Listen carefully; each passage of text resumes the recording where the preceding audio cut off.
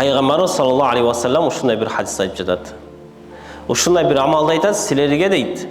Ушундай бир даражасы өйдө болгон, эң бир амалдардын жакшысы болгон, амалдардын тазасы болгон, күмүш алтынды садака кылгандан дагы жакшыраак, Алла жолунда капыллар менен согушка чыккандан дагы жакшыраак, сооптуураак бир амалды айтайынбы деп сахабаларга кайрылып жатат.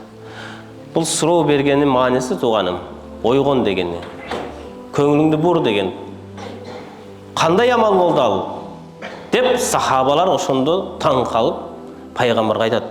Колу бала дейт. Я Расулаллах. Эй Аллахтын элчиси, ооба дейт. Айтыңыз ушундай кайсыл амал дейт. Дегенде пайгамбарыбыз саллаллаху алейхи вассалам кол зикруллахи таала дейт.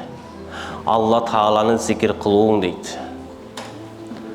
Алла тааланы зикир кылуу, Алла тааланы эстөө туугандар.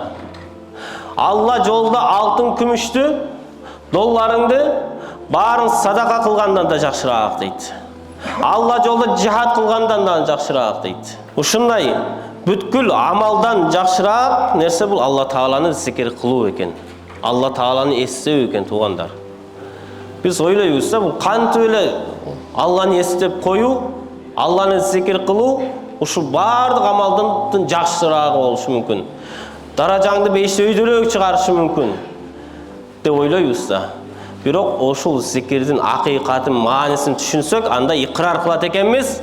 Пайгамбарыбыз Мухаммад саллаллаху алейхи вассалам эң туура айткан турбайбы дейбиз.